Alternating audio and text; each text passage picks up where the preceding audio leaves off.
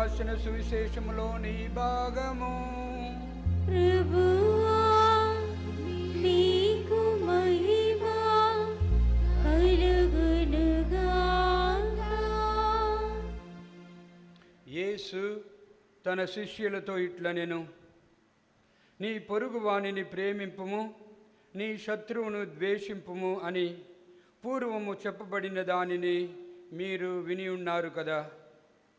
నేనిప్పుడు మీతో చెప్పున్నదేమనగా, మీ శత్రువులను ప్రేమింపుడు, మిమ్ము హింసించు వారి కొరకు ప్రార్థింపుడు. అప్పుడు మీరు పరలోకముందున్న మీ తండ్రికి తగిన బిడ్డలు కాగలరు. ఏలయన తన దుర్జనులపై సజ్జనులపై సూర్యుణ్ణి ఒకే విధముగా ప్రకాశింపచేయుచున్నాడు. సన్మార్గులపై దుర్మార్గులపై వర్షము ఒకే విధముగా వర్షింపచేయుచున్నాడు. మిమ్ము ప్రేమించు వారిని మాత్రమే మీరు ప్రేమించినచో మీరు ఎట్టి బహుమానమును పొందెదరు.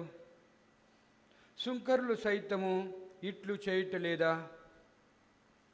మీ సోదరులకు మాత్రమే మీరు శుభాకాంక్షలను తెలియచేసినచో మీ ప్రత్యేకత ఏమి?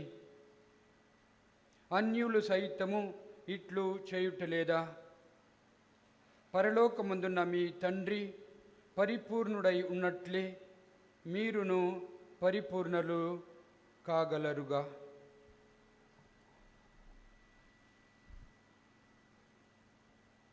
క్రీస్తు సువిశేషము. క్రీస్తు